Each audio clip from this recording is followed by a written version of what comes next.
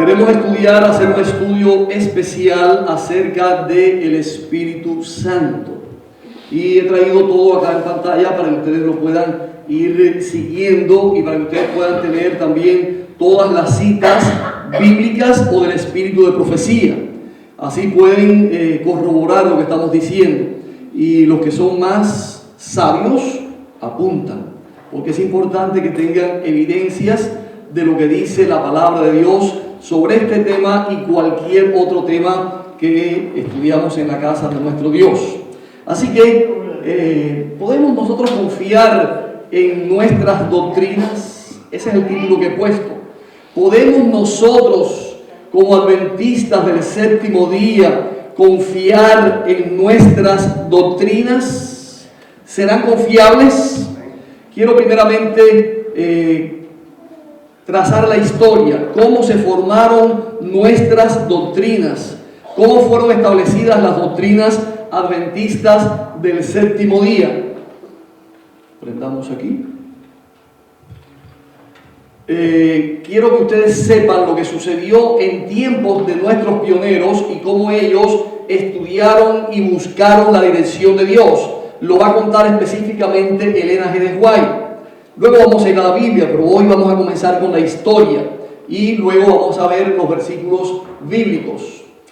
La Iglesia Remanente es el capítulo 3. Este es un libro que se titula La Iglesia Remanente, capítulo 3. Dice ella: mi esposo, junto con los pastores José Bates, Esteban Pierce, Irán Edson y otros que eran inteligentes, nobles y veraces, estaban entre aquellos que después que pasó el tiempo de 1844 escudriñaban en procura de la verdad como si fuera un tesoro escondido.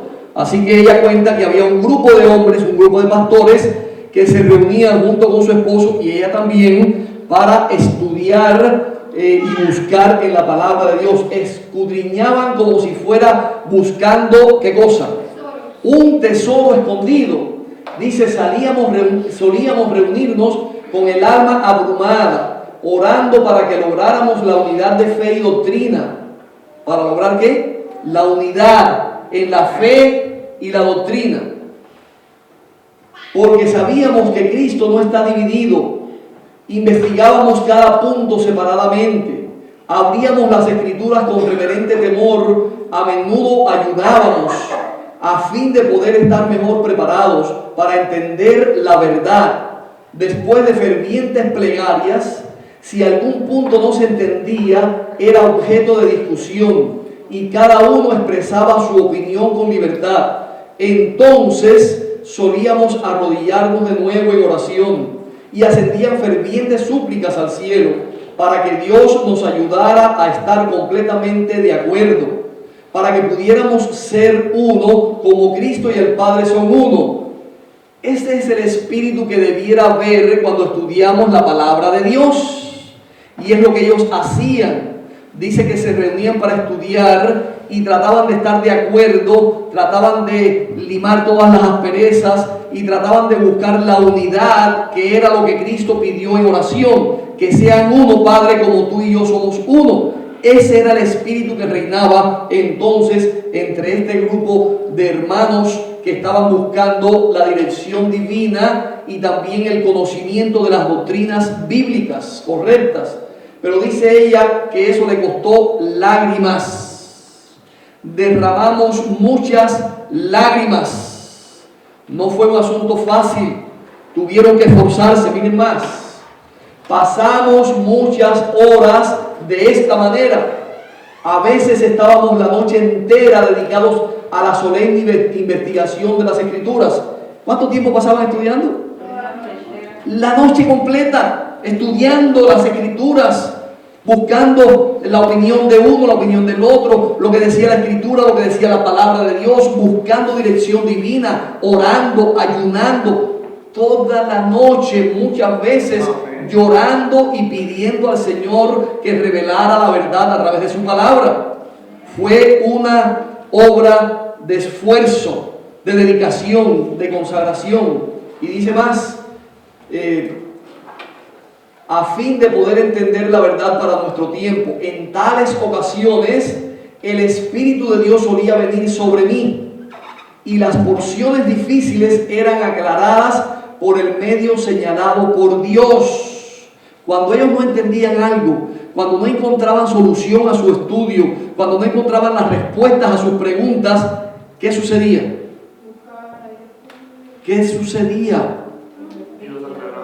El Espíritu descendía sobre Elena White y le revelaba a través de visiones lo que significaban lo que estaban ellos estudiando, lo que significaban los escritos de la palabra de Dios, los textos que ellos tenían que concadenar unos con otros.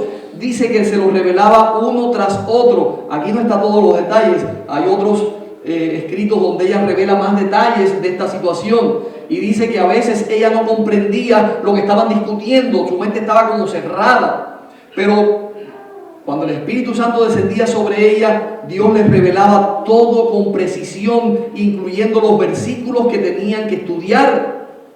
Y eso era una evidencia de que era el Espíritu Santo quien se había revelado, porque hasta el momento ella no había comprendido, ella no entendía. Y Dios entonces lo revelaba en una forma milagrosa por medio de visión. Y así sucedía vez tras vez en las diferentes doctrinas que fueron establecidas como las columnas y pilares fundamentales de la doctrina adventista del séptimo día. Es importante que sepamos esto, porque algunos piensan quizás que las doctrinas, pues alguien dijo esto y todo el mundo creyó, y alguien dijo otra cosa y se guiaron por eso. No, costó lágrimas, esfuerzo, oración, estudio, sacrificio y el derramamiento del Espíritu Santo. Así que las doctrinas adventistas fueron dadas por iluminación divina, por revelación divina. No solamente fue por estudio de los hombres, porque cuando ellos no encontraban las respuestas, no encontraban el camino correcto de unidad en la doctrina que estaban estudiando, Dios se lo revelaba a través de una visión a Elena G. White. Por lo tanto, las doctrinas adventistas fueron fundadas por el Espíritu Santo. Dice más allí: éramos todos de una misma mente y de un mismo espíritu. Qué importante, hermanos, la unidad. Es importante que cuando nos congreguemos para estudiar, busquemos la unidad en el espíritu. Que no estemos buscando discutir, que no estemos buscando superar al otro, que yo soy el que más sé, o que yo tengo más entendimiento que tú, o yo realmente tengo la razón y tú no la tienes. Ese no es el espíritu del estudio y de la comunión que Dios quiere que tengamos al estudiar su palabra. Es importante que lo comprendamos, y eso fue lo que hicieron nuestros pioneros. Dice más: poníamos especial cuidado en que los textos no fueran torcidos para acomodarlos a opiniones personales. Es lo que estaba diciendo. No tenía que prevalecer la opinión personal de ninguno. Y no torcían los textos para forzarlos de manera que saliera con mi opinión, que yo saliera con la razón. Trataban de que el texto dijera lo que tenía que decir, sin forzar el texto ni la palabra de Dios.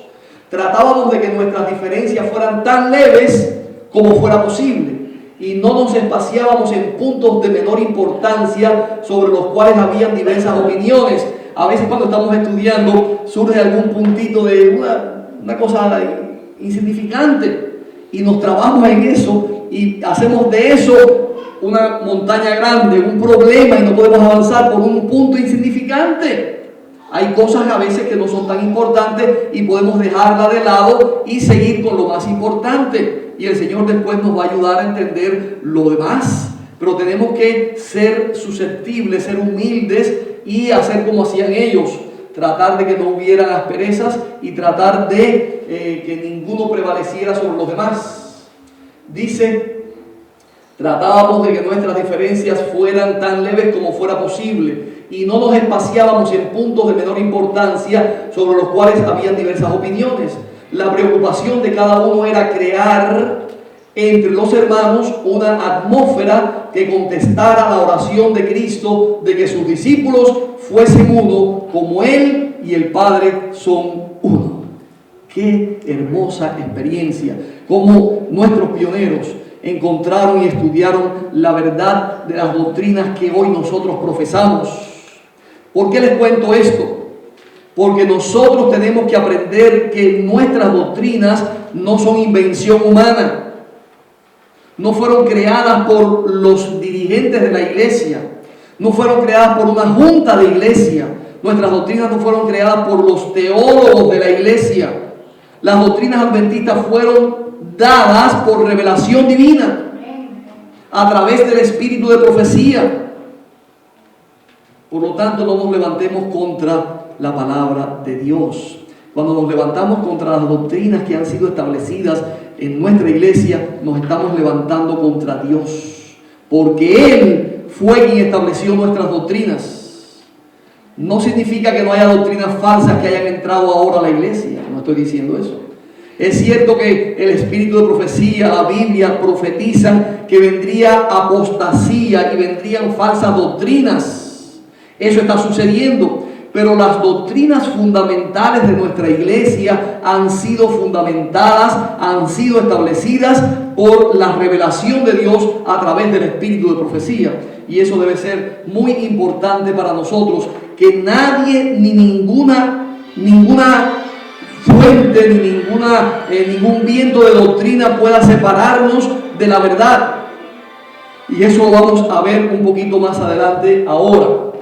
Ya ustedes vieron que sonó un teléfono. Si usted tiene su teléfono, cuando entra a la iglesia, bájelo, quítele el sonido. A veces a mí se me olvida también, estamos predicando y de pronto ha sonado. Así que es importante que usted se acuerde y baje o le ponga apagado o sin sonido. Queremos estudiar un poquito esta mañana una doctrina importante que fue establecida por el espíritu de profecía, que fue establecida por Dios, que fue establecida por revelación divina. La tercera persona, la persona del Espíritu Santo. ¿Qué dice la Biblia? ¿Qué dice el Espíritu de profecía acerca de este tema tan importante? Es un tema de vital importancia. ¿Saben por qué? Porque el enemigo anda como león rugiente buscando a quien devorar. Y muchas personas están cayendo en trampas y lazos del enemigo a causa de esta doctrina. Y cuando usted se desvía un poquito en una doctrina, estoy seguro que se va a seguir desviando en otras doctrinas, de manera que se va a alejar completamente de Dios y de su palabra. Por lo tanto, tenemos que afianzarnos en la palabra de Dios. Esta nota está en el Manuscritos Liberados 4, en la 358. Veamos lo que dice allí el Espíritu de profecía. No es seguro hablar contra el Espíritu Santo. ¿Escucharon bien? No es seguro hablar contra el Espíritu Santo. Cuando los hombres se sienten competentes para pronunciar juicios y condenar al Espíritu Santo, ellos están haciendo un trabajo para sí mismos que será difícil de deshacer. Después que usted le da rienda suelta a una falsa doctrina, después que entra a su mente un engaño satánico, una falsa doctrina, ¿es fácil de deshacer? Dice que será muy difícil de deshacer. Usted no podrá liberarse de las falsas mentiras, del engaño que Satanás va a poner en su mente. Recuerdan a Eva cuando la serpiente la engañó, cuando puso el veneno, el vino de Satanás, el veneno de la serpiente en su mente, ella no pudo liberarse de él.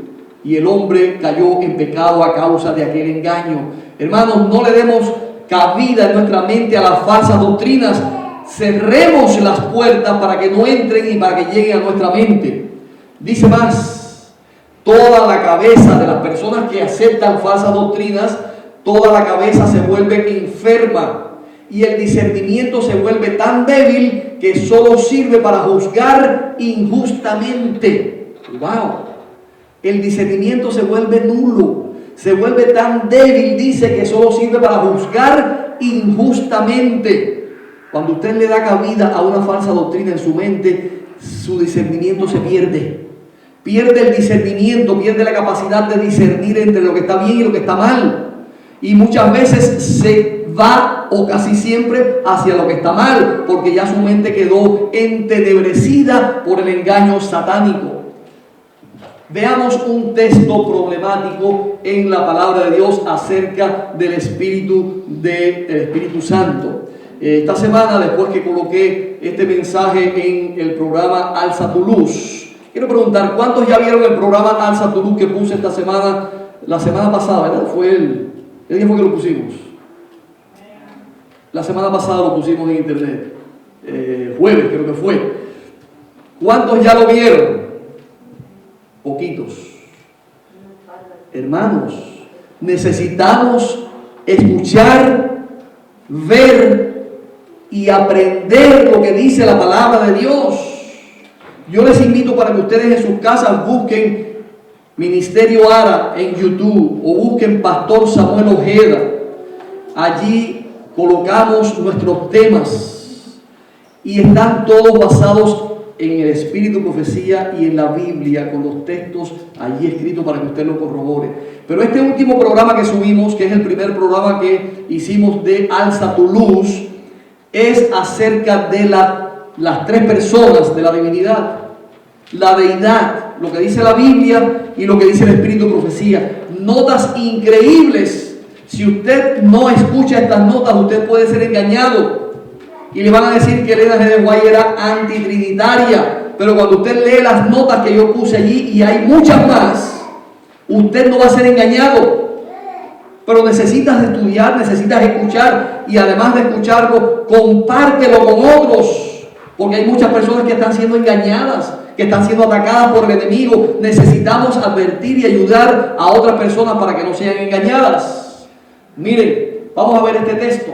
Algunas personas me dijeron, pastor, está muy bueno el tema, pero ¿qué acerca de este texto que usan los hermanos antitrinitarios que dicen que el Señor Jesús mismo es el Espíritu Santo? Vamos a leer el versículo, está en 2 Corintios, capítulo 3, versículos 17 y 18. Dice allí, porque el Señor es el Espíritu. Así que ellos dicen que eso significa que el Espíritu Santo es el mismo Cristo. ¿Lo ven? Eso es lo que ellos dicen. Dicen, porque el Señor es el Espíritu, por lo tanto el Espíritu Santo es Cristo. Eso es lo que ellos dicen con este versículo. Vamos a analizarlo esta mañana. Y donde está el Espíritu del Señor, allí hay libertad. Por tanto, nosotros todos, mirando a cara descubierta, como en un espejo, la gloria del Señor, somos transformados de gloria en gloria en la misma imagen, como por el Espíritu del Señor. Y ahí lo señalé, el Espíritu del Señor, porque esta es la forma en que se le llama en el Nuevo Testamento muchas veces al Espíritu Santo, el Espíritu del Señor y también el Espíritu de Dios. Lo vamos a ver en las notas que tengo más adelante. Miren lo que dice el Comentario Bíblico Adventista, tomo 6, página 847. Porque yo no quiero decir nada, yo no soy ningún sabio, ni recibí una revelación anoche, no soy profeta. Por lo tanto, tengo que corroborar lo que digo con el espíritu de profecía y con lo que enseña la doctrina adventista del séptimo día. Este es el comentario adventista, comentario bíblico adventista. Si usted estudia un comentario, usted puede leer comentarios de otras denominaciones, pero tenga cuidado. Pero si usted estudia y quiere saber la verdad, estudie el comentario bíblico adventista. Son 7 tomos. En el tomo 6, página 847, dice allí, Pablo no está identificando a la segunda persona de la deidad con la tercera. ¿Entendieron lo que dice? Pablo no está identificando la segunda persona de la deidad con la tercera. Pablo no está diciendo que Cristo, que es la segunda persona de la deidad, es también la tercera, el Espíritu Santo. Eso no es lo que está diciendo Pablo. ¿Ok? Lo dice el comentario bíblico adventista. Sino que se refiere a la unidad de propósito y de acción de ambos. Cuando dice que el Señor es el Espíritu, se está refiriendo a la unidad de espíritu y de propósito, de carácter, de personalidad, de misión que tiene Cristo y que tiene el Espíritu Santo. Es evidente que no se trata de una identidad por las palabras que siguen de inmediato. El Espíritu del Señor, lo señalé en el versículo anterior, es el Espíritu del Señor. En el Nuevo Testamento se designa al Espíritu Santo como el Espíritu de Dios y también como el Espíritu de Cristo. Lo que Pablo quiere decir aquí es, Cristo vive en el hombre mediante el Espíritu. lo que significa que el Espíritu vive en el hombre. Es lo que quiero que ustedes vean en ese versículo.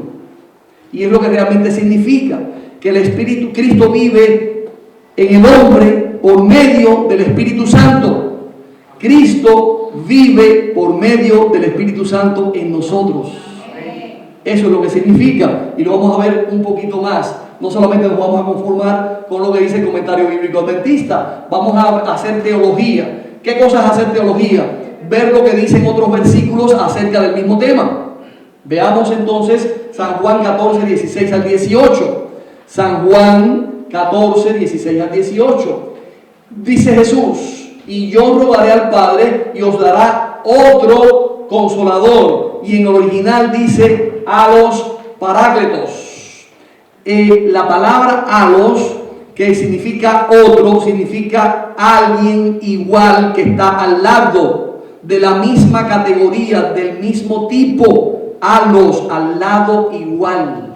Por eso el parácletos o paracletos es igual al primer consolador. ¿Cuál es el primer consolador? Cristo. Y ahora Jesús dice: yo enviaré otro igual que yo, pero no soy yo mismo, es otro. El original dice alos parácletos, que significa otro del mismo tipo, otro similar, otro igual, pero no el mismo. Es lo que significa en el original la palabra que usa allí. Dice: rogaré al Padre y os dará otro parácletos, alos parácletos, para que esté con vosotros para siempre.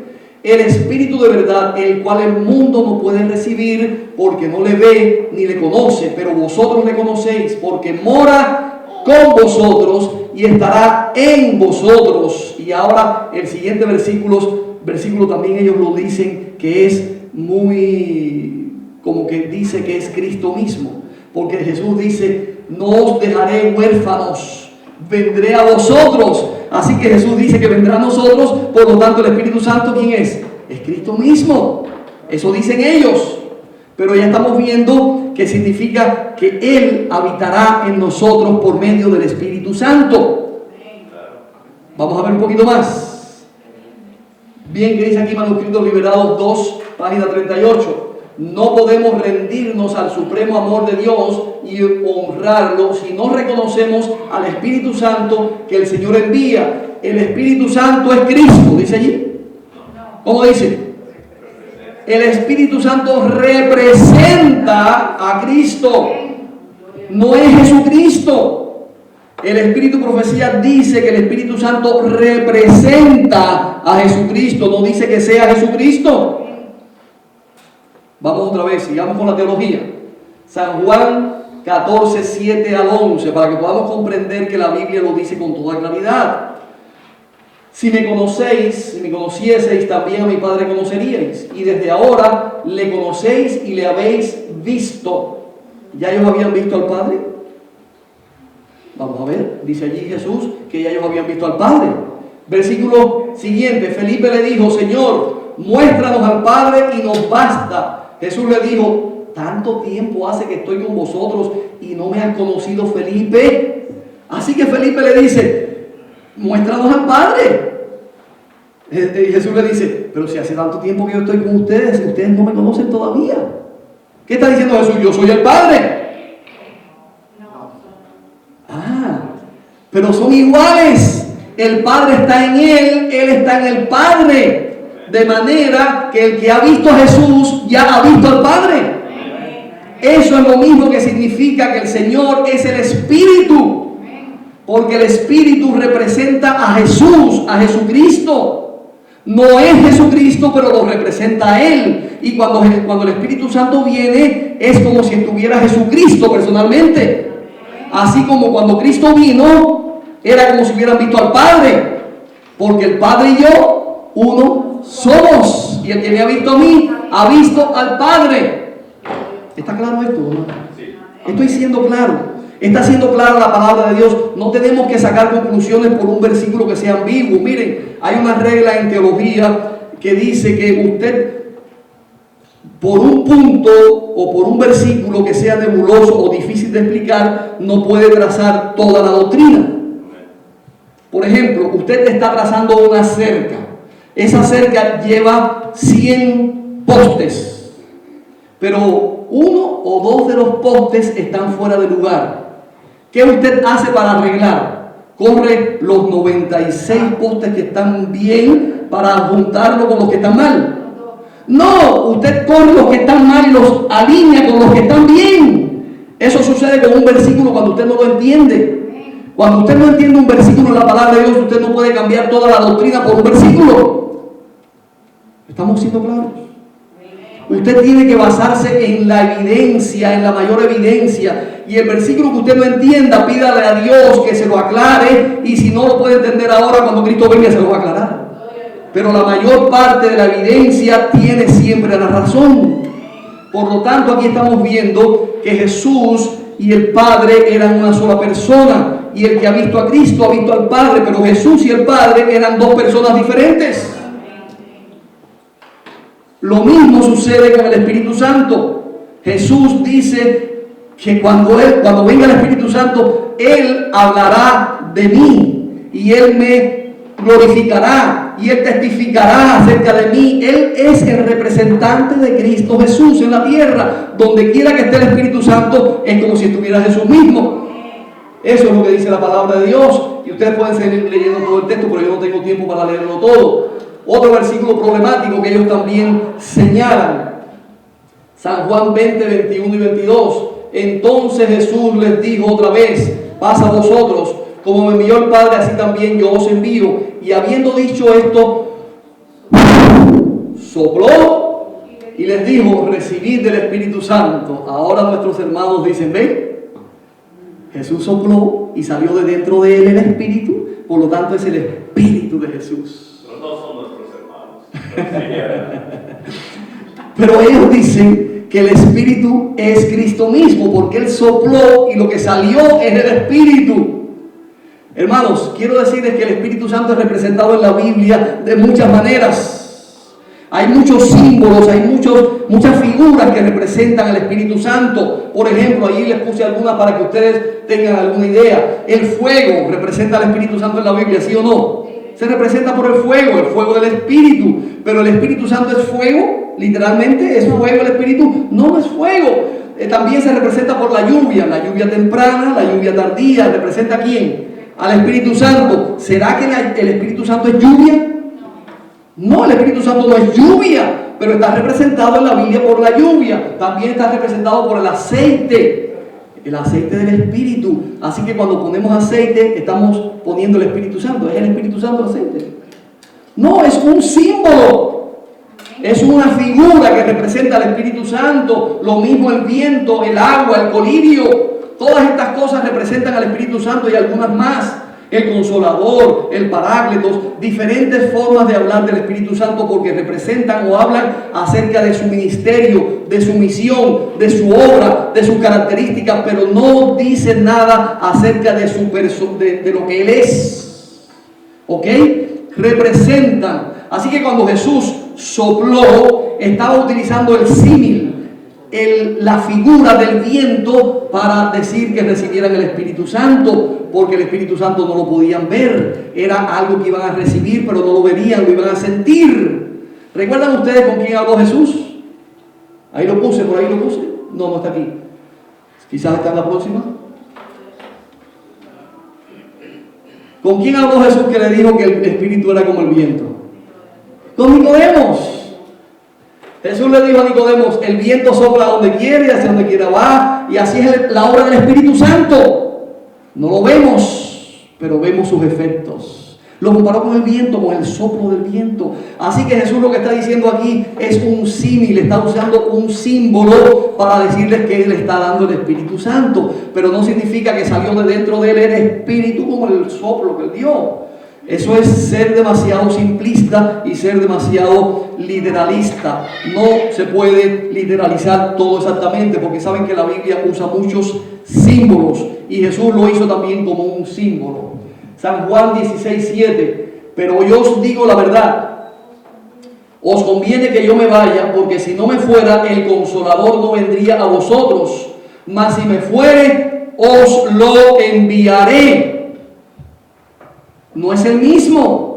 Yo lo voy a enviar, dice Jesús, yo voy a enviar al Consolador, yo voy a enviar al Paráclitos, yo voy a enviar al Espíritu Santo, no voy a venir, voy a enviar. Si hubiera sido que él iba a venir, él hubiera dicho, yo voy a venir en espíritu para estar con ustedes para siempre. Pero dijo, yo voy a enviar al Consolador. Él estará con ustedes para siempre. Y cuando Él venga, convencerá al mundo de justicia, de pecado y de juicio. Hermanos, dice el deseado a toda la gente, y aquí es donde también ellos tienen un poquito de dificultad. El Espíritu Santo es el representante de Cristo. Y señalemos esto. Ya lo leímos anteriormente, el Espíritu Santo es el representante. Representa a Cristo donde quiera que le estés. Es como si fuera un embajador. Es como cuando Cristo vino a la tierra, ¿a quién representaba? Al Padre. Cuando Cristo vino a la tierra representaba al Padre. Vino a representar el carácter del Padre, el amor del Padre, el propósito del Padre, todo lo del Padre.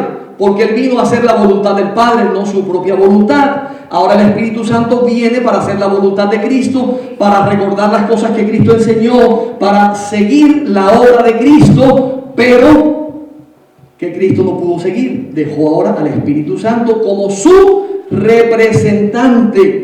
Y sigue diciendo, pero despojado de la personalidad humana e independiente de ella. Y estos hermanos, que dice Jim que no son nuestros hermanos, ándale. Estos hermanos antitrinitarios dicen que es el Espíritu de Cristo, pero sin el cuerpo de Cristo, sin la personalidad de Cristo. Así que el cuerpo Cristo lo dejó en el cielo y envió al Espíritu. Cuando hay una creencia católica y evangélica y de los cristianos que piensan que cuando la persona se muere, el cuerpo se queda y el alma y el espíritu vuelan. ¿Cómo se llama eso? Espiritismo. Por lo tanto, los que piensan que el cuerpo de Cristo está en el cielo como humano y el espíritu viene a la tierra, eso se llama espiritismo. La Biblia no aprueba eso, ni nosotros tampoco. Por lo tanto, hermanos, están dando una falsa aplicación a esto. Pero lo que está diciendo es que el Espíritu Santo representa a Cristo. Y como Cristo no podía, cuando Cristo, para decirlo un poquito más claro, cuando Cristo se hizo hombre, decidió ser hombre por toda la eternidad. Él no volvió a tomar los atributos divinos de omnipresencia, omnisapiencia, omnipotencia. Él los dejó, se despojó a sí mismo. Filipenses capítulo 2, versículo 5 en adelante. Dice que Él se despojó de todo eso y se hizo hombre. Y ahora es un hombre en el trono celestial. Por eso es nuestro hermano mayor que nos reclama para que estemos junto con Él. Por eso, aunque ningún ser humano más se salve, ya la raza humana está garantizada por la eternidad en el cielo. ¿Con quién? Con Jesucristo. Porque seguirá siendo hombre por toda la eternidad. Así que Él no tiene un espíritu aparte de su cuerpo para mandarlo. ¿Algún hombre tiene un espíritu aparte del cuerpo para mandarlo para aquí o para allá? Cristo tampoco. Cristo es un hombre en el cielo. Y Él no tiene un espíritu para mandarlo aparte de su cuerpo. Eso es erróneo, eso es falso, eso es una obra, eso es una doctrina de demonios. No es una doctrina cristiana. Dice que estorbado por la humanidad, Cristo no podía estar en todo lugar personalmente, porque ya Él se hizo hombre. Así que tenía que enviar ahora al Espíritu Santo, que no tiene un cuerpo humano y podía estar en todas partes al mismo tiempo. ¿Se dan cuenta? Dice, convenía a sus discípulos, por lo cual tanto convenía a sus discípulos que se fuese al Padre y enviase al Espíritu como su sucesor en la tierra. Nadie podría entonces tener ventaja por su situación o su contacto personal con Cristo. Por el Espíritu, el Salvador sería accesible a todos los seres humanos. Hermanos, está claro. No dejemos que el enemigo nos confunda. El Espíritu Santo es el representante de Cristo en la tierra, porque Él se hizo hombre y no puede ser omnipresente en este momento para nosotros. Por lo tanto, enviaría al Espíritu Santo para que le representara en la tierra. Comentario Bíblico Adventista, tomo 6, página 1055. Ahora había llegado el tiempo el Espíritu había estado esperando la crucifixión, resurrección y ascensión de Cristo. ¿Qué estaba haciendo el Espíritu Santo? Esperando. Entonces no era Cristo mismo. El Espíritu Santo estaba esperando la crucifixión, resurrección y ascensión de Cristo. Era otro que estaba esperando lo que iba a suceder con el segundo de la deidad, que era Jesucristo. El Espíritu Santo estaba esperando que esto sucediera. Durante 10 días los discípulos presentaron sus peticiones por el derramamiento del Espíritu. Y Cristo en el cielo añadió su intercesión. ¿Qué estaba haciendo Cristo en el cielo? Intercediendo para que ¿qué? Para que el Padre enviara al Espíritu Santo. No para que me enviara, para que lo enviara él otra vez, sino para que enviara ahora al Espíritu Santo. Estaba intercediendo, mientras que el Espíritu Santo estaba esperando que le tocara su momento para entonces participar en la obra de la redención. Hechos capítulo 5, versículos 3 y 4. Esta es una declaración de la deidad del Espíritu Santo. Es una declaración bíblica de la deidad del Espíritu Santo con toda seguridad. Es el caso de Pedro con Ananías y Zafira. Vamos a leerlo. Ananías, ¿por qué llenó Satanás tu corazón para que mintieses al Espíritu Santo? ¿A quién le mintió Ananías? Le mintió al Espíritu Santo. A una influencia, a una fuerza, a un espíritu no se le miente. Se le miente a otra persona. Y Ananías le dijo Pedro le dijo a Ananías que había mentido al Espíritu Santo. Y al final dice, no has mentido a los hombres, sino a Dios. Entonces, ¿quién es el Espíritu Santo? Es Dios también, es divino, es de la deidad, porque el Espíritu Santo también es Dios. Es una declaración de la deidad, la divinidad del Espíritu Santo, que está con toda claridad allí en la palabra de Dios. Bien, hay muchas cosas que se dicen acerca de que Elena G. White era antitrinitaria, y entonces empiezan a poner fechas de que en esta fecha ya hizo otro y que después era tal fecha. Miren, vamos a ver aquí un poquito algún cronograma de las fechas en las cuales Elena G. White comenzó a hablar con claridad acerca de las 3 personas de la divinidad, incluyendo al Espíritu Santo. Dice que los estudios de la neumatología, ¿qué cosa es la neumatología? Es la ciencia o el estudio del espíritu. Neuma viene de la palabra, el espíritu viene de la palabra neuma. Por ejemplo, ¿de qué palabra en español viene de neuma? Neumático. ¿Verdad? El neumático, ¿qué cosa es un neumático? Se le pone aire y se levanta. Cuando usted le pone el Espíritu Santo, ¿qué hace el Espíritu Santo? Te levanta. Si no tienes el Espíritu Santo, vas hacia abajo. Si tienes el Espíritu Santo, vas hacia arriba. Así que la neumatología es el estudio del Espíritu Santo. Y el estudio de la neumatología en la historia de la iglesia muestra que muchos de los pioneros no creían en la tercera persona, o no creían que el Espíritu Santo fuera la tercera persona, que fuera una persona. ¿Hasta cuándo? Hasta 1888. A partir de 1888, muchos de los pioneros, Lombard, también James White, Uriah Smith y otros pioneros comenzaron a hacer declaraciones diciendo que el Espíritu Santo era la tercera persona de la deidad. A partir de 1888 comenzó la iglesia adventista y los pioneros a declarar que creían en la tercera persona de la divinidad. Pero Elena G. White en 1896, ella hizo su primera declaración acerca del Espíritu Santo como parte de la deidad. Una declaración clara. Y no la traje aquí esta mañana porque no tengo tiempo para todo. Pero en 1898 se publicó ¿qué libro? El deseado de toda la gente. ¿Qué año? 1898. Y es muy importante la fecha, 1898, porque ella dice que no deben ser derribadas las columnas que fueron establecidas durante los últimos 50 años, refiriéndose desde 1844 hasta el año 1900, 50 años más o menos de que se establecieron los pilares de nuestra fe. Y ella escribió el deseado de toda la gente dentro de esos 50 años. Y allí ella expresó con claridad su creencia acerca de la tercera persona de la deidad, el Espíritu Santo. Y publicó completamente lo que ella creía acerca del Espíritu Santo. En 1901, puse un número de más allí, y en 1900 hasta 1907 ella hizo declaraciones muy claras, muy contundentes, declaraciones atrevidas, seguras acerca de lo que ella creía y los pioneros y la iglesia adventista creía acerca de la deidad y la tercera persona de la divinidad, que es el Espíritu Santo. Si ustedes quieren escuchar esas declaraciones, por lo menos 14 de ellas, yo las publiqué en el programa que les mencioné anteriormente. Están publicadas esas declaraciones donde ella dice acerca de las tres personas de la divinidad. Y hoy vamos a mencionar alguna más, pero ahí ustedes pueden buscar todas las declaraciones. Miren, manuscrito 66, 1899. ¿Cuándo lo escribió? 1899, antes que terminaran los primeros 50 años de la iglesia, el fundamento de la iglesia adventista. Necesitamos comprender que el Espíritu Santo, que es una persona, así como Dios es personas. ¿Qué dijo?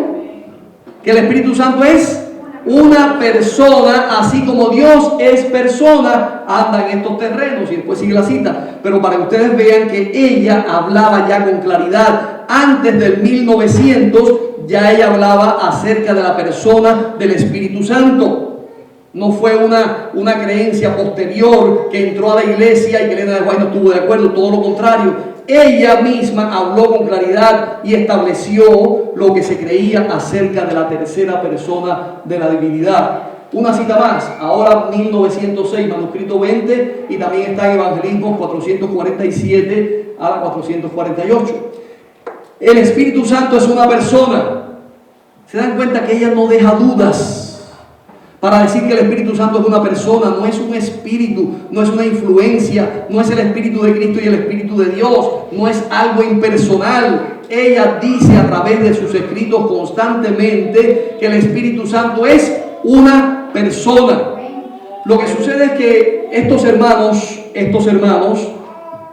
antitrinitarios, ellos dicen creer en el espíritu de profecía, pero para poder demostrar sus doctrinas apoyadas por el espíritu de profecía, tienen que torcer lo que dice el espíritu de profecía. No lo pueden aceptar como ella lo dice, y buscan todo tipo de argumentos y todo tipo de cosas para no aceptar lo que dice el espíritu de profecía. El Espíritu Santo es una persona porque testifica en nuestros espíritus que nosotros somos hijos de Dios. El Espíritu Santo tiene una personalidad, de lo contrario no podría dar testimonio a nuestro espíritu y con nuestros espíritus de que somos hijos de Dios. Debe ser una persona divina, además, porque en caso contrario no podría escudriñar los secretos que están ocultos en la mente de Dios. Y está comentando el pasaje bíblico donde dice que el Espíritu conoce los pensamientos y las cosas secretas de Dios, porque es Dios también. Muy bien, ¿cómo se refiere Elena G. de White al Espíritu Santo en sus escritos? Constantemente, en más de 67 citas. ¿Cuántas dije? 67 citas por lo menos hemos encontrado donde ella habla de las tres personas de la deidad de diferentes maneras, porque si tú no lo entiendes de una forma, lo puedes entender de otra. Miren lo que dice ella: los eternos dignatarios celestiales. Dignatario, la palabra dignatario no se puede referir a una cosa, se refiere a una persona que tiene un estatus, una categoría, un poder, un lugar, un cargo. Dignatarios, los tres grandes dignatarios o eternos dignatarios. Y aquí cuando dice los eternos dignatarios y la eterna deidad, ¿qué dice que el Espíritu es? Eterno. No es solamente que comenzó a existir después que Cristo vino a la tierra, o después que Cristo se fue al cielo, o que lo envían como parte de la influencia o un espíritu. Es eterno, la eterna deidad. Él estuvo siempre con Dios como parte de la deidad. Dice la eterna deidad. los eternos dignatarios incluye el Padre, el Hijo y el Espíritu Santo. Los ponen en igual de condiciones. Y también dice la tercera persona de la deidad. Y ya expliqué eso en el estudio anterior que está puesto allí en YouTube. Dice también en muchas ocasiones que el Espíritu Santo es una persona de distintas maneras. Hermanos, no hay ningún tipo de excusas para no creer lo que dice el Espíritu Profecía. Tenemos que aprender a aceptar la palabra de Dios. Y hablando del Espíritu Santo, ella es contundente y muy clara. Ahora yo quiero compartir con ustedes estos pasajes también, porque es importante que lo pensemos y lo sepamos. Mensajes Selectos, tomo 1, página 188 a la 190. Satanás sabe sugerir dudas e idear objeciones al testimonio directo que Dios envía. ¿Qué hace Satanás? Crea dudas. Que busquemos objeciones. No, yo no creo esto, no creo lo otro, fue traducido mal, o alguien cambió lo que dicen los escritos guay. Eso no tiene fundamentos, hermanos. Eso es una acusación falsa. Se ha investigado y se ha llegado a la conclusión que nadie pudo tergiversar, cambiar o introducir cosas falsas en los escritos de Elena de White, porque están sus manuscritos, todavía los tenemos. Dice más, Satanás sabe sugerir dudas e idear objeciones al testimonio directo que Dios envía, y muchos piensan que es una virtud, un indicio de inteligencia que en ellos ser incrédulos, dudar y arguir. Piensan que son muy capaces porque ellos pueden dudar y pueden arguir, buscar argumentos en contra de lo que dice el Espíritu Profecía. Son muy capaces, muy inteligentes. Dice allí ella, no lo digo yo. Los que desean dudar tendrán bastante oportunidad de hacerlo. Dios no se propone suprimir toda ocasión para la incredulidad. Él da pruebas que deben ser investigadas cuidadosamente con una mente humilde y un espíritu susceptible ¿de qué? De enseñanza. Hermanos, tenemos que aprender a ser susceptibles de enseñanza. Si me equivoqué, si dije algo que estaba mal, si yo interpreté mal un pasaje bíblico del Espíritu decía, hermanos, me equivoqué, lo siento. Rectifiquemos. Vamos a ver ahora lo que dice la verdad. No tengo por qué seguir obstinado en mi propio pensamiento. Tenemos que aprender a ser humildes y susceptibles de enseñanza. Dice más, a ver dónde me quedé. Y todos deben decidir por el peso de las evidencias. Hermanos, guiémonos por las evidencias de la palabra de Dios, no por nuestras propias ideas. Otro más dice, no debemos recibir las palabras, y todo esto está basado en Mensajes Selectos, tomo 1, página 188 a la 190, todos de allí. Debemos recibir las palabras de los que vienen con un mensaje, perdón, no me dejen leer mal.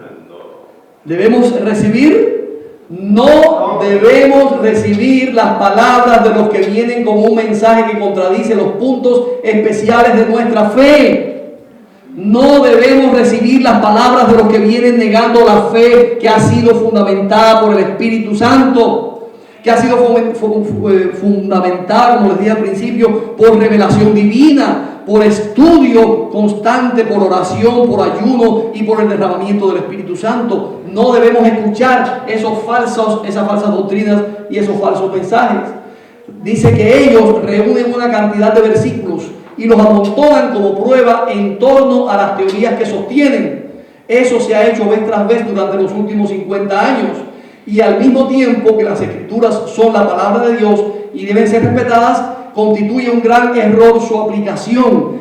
Es decir, a pesar de que ellos muestran la Biblia y las citas bíblicas como prueba de su doctrina, no debemos aceptarlas porque están mal interpretadas, porque están mal aplicadas, porque están sacadas de contexto, porque no están siendo fieles a la teología de la palabra de Dios. Dice, si ésta mueve un puntal del fundamento que Dios ha sostenido durante los últimos 50 años. Por eso les decía, cuando fue escrito el deseado toda la gente, en los primeros 50 años de la iglesia adventista, y cuando fueron los escritos de ella acerca de las tres personas de la deidad, antes de que terminaran los 50 años del principio de la iglesia adventista del séptimo día. Sigamos con la siguiente nota porque el tiempo se me acabó. Manuscrito 11, 1906. Tendremos que enfrentar a estos falsos profetas. Algunos me decían esta semana, después que puse ese video, ese estudio en internet, parece que le están atacando a usted, pastor. ¿Lo están atacando?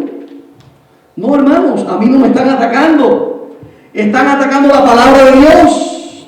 Están atacando la iglesia de Jesucristo, que Él dio su sangre y su vida por ella. Y dice aquí que tenemos que enfrentarlos.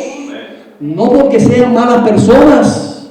Pueden ser muy buenas personas, maravillosas personas. Pero saben, están poniendo el sello de la mentira, el sello de la verdad sobre el error, sobre la mentira. Sigamos leyendo lo que dice allí.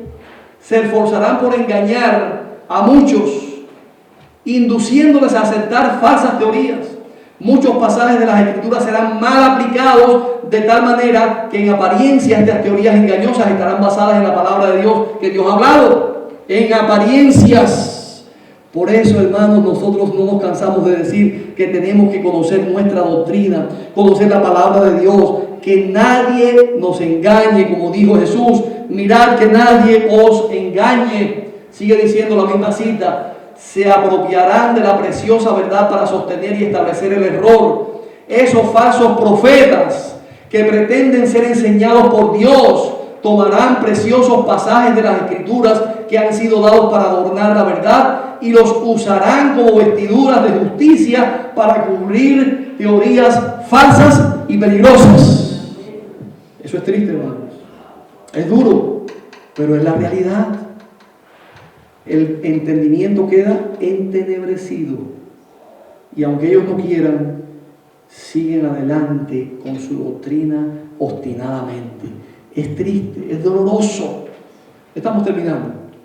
Y hay algunos a quienes en tiempos pasados el Señor honró, se apartarán tanto de la verdad que defenderán teorías erróneas concernientes a muchos aspectos de la verdad, incluso la cuestión del santuario. Por eso les digo, cuando estas personas comenzaron con una falsa doctrina que parecía insignificante, no sabían hasta dónde iban a llegar. Y ahora ya están contra la Trinidad, están en contra del Espíritu Santo, están en contra de Cristo Jesús como el Hijo de Dios o como Dios por la eternidad. Y ahora dicen que Jesús fue engendrado.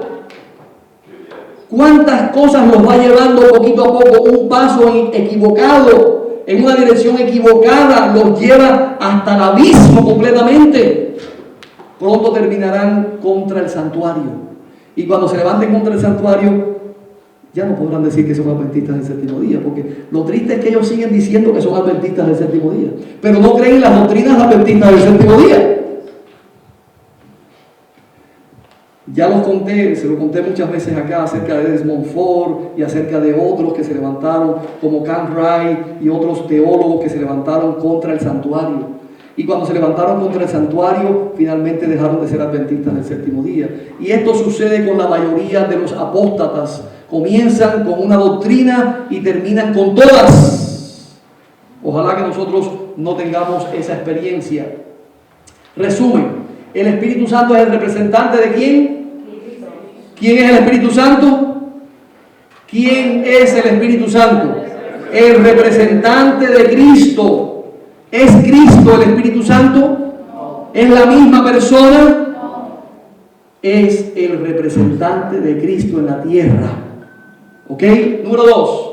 Cristo mora en nosotros por medio del Espíritu Santo. Eso es una realidad, porque Él está en el cielo intercediendo por nosotros como hombre. Ahora Él no tiene, ¿cómo se llama? No, omnipresencia.